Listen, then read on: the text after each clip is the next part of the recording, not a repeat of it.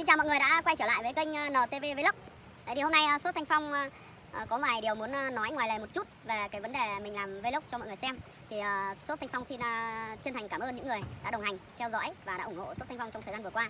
Thì Sốt Thanh Phong cũng rất muốn mọi người tiếp tục cố gắng và tiếp tục phát huy những cái tinh thần giúp đỡ cũng như là những cái sở thích. Mọi người hãy comment ở dưới để cho Sốt Thanh Phong có thể làm những video clip tiếp theo là hay hơn, độc đáo hơn và thú vị hơn. Sốt Thanh Phong xin cảm ơn mọi người. Hello, xin chào mọi người. Chào mừng mọi người đã quay trở lại video clip tiếp theo của mình.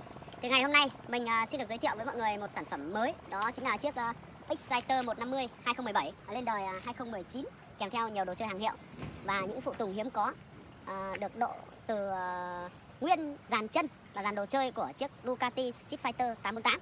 Thì mọi người hãy cùng soi chi tiết chiếc xe.